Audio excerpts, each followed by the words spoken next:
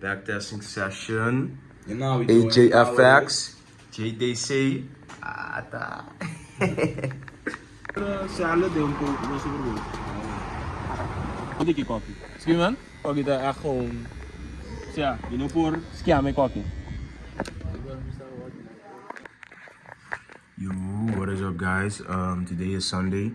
I'm not gonna upload today for you guys because I just don't have content for you guys. So yeah, I literally didn't have content for you guys yesterday. So yeah, I just can't upload. So I'm gonna mix like yesterday's content with today's. Anyways, as you can see, yesterday I was backtesting with my other trading friends, and today I decided to backtest again on my own. I decided to backtest 1 month of May 2020. I'm gonna go from 2020 all the way to now, so 2024, and then when I'm here, so that's like what, 4 years of data, almost 4 years of data. And when I'm back here to now, I'm gonna go from 2020 all the way like to 2014, because that's like the most amount of data you can get on NASDAQ and ES, I think. So that's my goal, to just backtest everything I can, as much just as much as I can, collect as much data as I can, because that's gonna help me just refine my model and just, you know, just the more data the better, the more data the more confidence. Anyways, I just backtested May 2020. I ended up 18.79%. I had a 58 win rate. I had a total of 31 trades, and my best day was Friday. And these are like my RR and stuff like that, 18%. And yesterday when I was with my trading partners or my trading friends, I backtested April of 2020, and that month I ended up, I was up, let me see, 10.12%.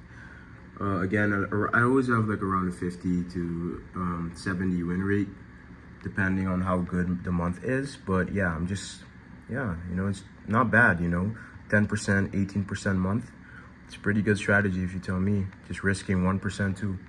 Anyways, I think I'm gonna put some of the back testing in this video, just so you guys can see like what I do and stuff like that, or I'm gonna do it in the next video, I don't know. But yeah. Yo, what is up guys? Sunday, 9:46 p.m. I think this is day 30 or 31. So we're basically a month in right now. It's been a journey. We're already at like 2 point something K subscribers. So that's, you know, cool and all. Yeah, so like I told you guys, I went into some backtesting. Like I'm gonna start backtesting and collecting more data on my model, because I felt like that's like the only main thing I'm missing. And you know, my trading friend really recommended me to do it. So because he has collected some data of like 3 to 4 years, and he said, you know, it's really helpful to just know all the ins and outs of your model and stuff like that. So I decided to do that. I started like 2 days ago. Yeah, I started yesterday with the initial backtesting session with my friends, and then today I did a backtesting session alone on my computer. And you know, just locked in. When you're fully locked in and just backtesting, you know, you got your music going on and just backtesting, and you just forget when how fast time passes, you know, and you just feel fully locked in. You just feel like you're in this flow state. Like it's really enjoyable to backtest, you know what I mean? I don't know. It's a feeling like, you know, when footballers practice and stuff like that, it's the same feeling. Anyways, I'm just yapping. So yeah, I had some pretty good, yeah, you know, I'm starting off from 2020 and I'm gonna work my way up to 2024. And then when I get to 2024, I'm gonna go back to 2020, and I'm gonna go backwards all the way to like 2013 or something, till the data, like till there isn't any more data. But as you guys can see, these are my results. This is yesterday. This is my first time backtesting this model. So like, you know, I didn't go in with high expectations at all, but I did end up 10.1%. I definitely could have ended up more, because I remember I took some dumb losses, and I didn't really scale into my trades. And that's something I definitely started doing now, is scaling into my trades and just squeezing them out, like the winners, and just, you know, so your winners can be as big as possible, you know what I mean? But you know, it doesn't look bad. Majority of my trades are like 2 to 4 R, you know, and just 1% losses. This day I lost like 3%. I do like a max of 2 trades a day, so I do not know why I lost 3% this day. So there's something wrong there. But then May, this thing is wrong. This is not wrong because in total I made like almost 30% in these 2 months. So I don't get why this is wrong. I think it's like the account balance is not good or something. But then as you can see, May made 18.79%. Again, around a 58 win rate, 18 wins, 13 losses. And as you can see, Friday was my best day of the week. Tuesday, again, my worst day. So now I know that Tuesday is not the best, but then again, maybe it's just this year that I'm backtesting. I really need to get more data to really know about that. And as you can see, we had way more green days, up almost 4%, 1%, almost 1% again, then 2.5, you know, so it was pretty good. This is when I really applied the maximum of 2 trades per day. As you can see, you know, my max loss per day was 2%. After 2%, you know, after 2 losses, there might just be something I'm not seeing in the markets. And you know, because my strategy has such a good win rate, or not, yeah, it doesn't really have the best win rate, but you know, in my eyes, my strategy is so high probability that when I take 2 losses in a day, there's just something I'm not seeing, or the market conditions are just not right for my model. Anyways, so this was 18%. Again, a really nice equity curve, as you can see. Max RR 2.5.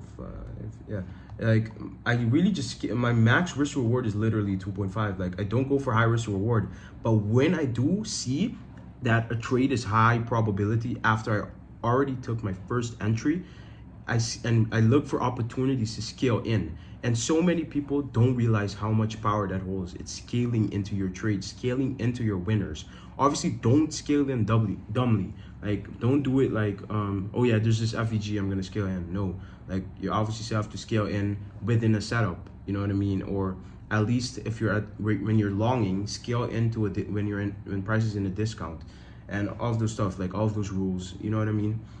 The more you backtest, the more you can see what suits you. But you know, yeah, just scaling into your trades really maximizes your winning days. Like I won almost 5% in a day. My first day almost won 4% in a day. You know what I mean? Like I could literally pass my challenge in those 2 days. And you know, so yeah, that's basically my backtesting data. I'm gonna give you guys a pre-market analysis, or not a pre-market, but like my weekly forecast, you know, what I'm expecting the upcoming week. Oh yeah, this is like an example of a trade I took. We have this higher time frame for value gap. I only look at the hourly now, and I don't look at higher time frame order blocks. Those are like two main things I changed into my model. I don't look at the higher time frame breakers. I don't look at higher time frame order blocks. I don't look at higher time frame anything. I just look at higher time frame for value gaps.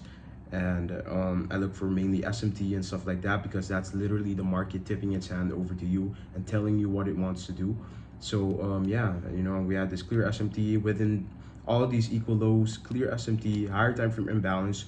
This is an area where we can expect a reaction from. So yeah, after we got this move, I really just took an entry. I didn't wait for anything, didn't wait for FEG retracement, and yeah, I just took an entry. There really shouldn't, there doesn't need to be an FEG retracement in this situation, especially if we have this strong SMT, this strong momentum going up. There really shouldn't be an SMT. So not an SMT, a retracement to a fair value gap. So that's why I just took my entry right there. And as you can see, really nice trade, went to TP. And I have a lot of more trades, but I'm not gonna show you all of the trades. Let's go into the market forecast. So going into the week, last week was pretty meh for me. We had a losing week, and first of all, we reached our objective, which was this level of sell side. We're in this daily fair value gap, and really there's just nothing to see in my opinion. Like, we just have to wait and be patient, because if you look at the daily, we still have all of these lows right here that maybe we can go for. You know what I mean? Like, this could potentially be the first, you know, first big move to the downside. So really, we can't say anything right now. I can't say anything besides the fact that we took these lows, but that doesn't mean you should just blindly long. We've been in this range for so long, and just taking this low and immediately going up is highly unlikely. Tomorrow is a no news Monday, so again, not going in with high expectations. Yeah, I just want us to build more structure, like Justin says.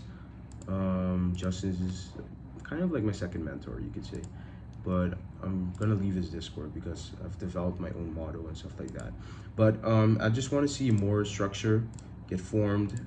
You know, something like this, maybe this, and then this, and then, you know, and then we go up or whatever, something like that, something along the lines of that. I just want to see more structure get formed within here, because we could really just genuinely, we could just maybe come here into this fair value gap and just dig deeper and disrespect this daily fair value gap. You know what I mean? We just don't know what price wants to do. There's not enough structure, so I can't make a conclusion right now on what price wants to do.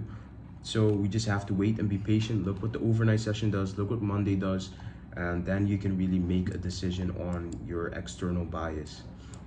So yeah, that's basically my market outlook. Just staying patient and waiting. You know, there really isn't, trading is 90%, 80 to 90% just waiting. You know what I mean? And that's like the hard part for a lot of people. People can't wait and sit on their hands. You know, they always have to fucking take a trade. That's really it. You know what I mean? That was basically my pre-market, my pre-Sunday analysis, my backtesting data. My goal is to backtest 2 to 3 months per week. So in the weekends, I can definitely do 2 months on the weekends, and I'm gonna try to squeeze in like another month within the weekdays. So I can do like 3 months a week. I think that's good enough for me, because if I backtest too much, you know, I feel like there shouldn't be a reason to backtest that much. So I can do like 2 to 3 months per week, and that's good enough for me, as long as I'm really journaling the trades and collecting data. And that's something I recommend to you guys too. Just buy FX Replay. It's a really good investment. It's only like $35 a month. It's a good investment for your trading, and if you really make good use of it, it can really level up your trading and refine your edge. So yeah, that's something I'm definitely gonna work on.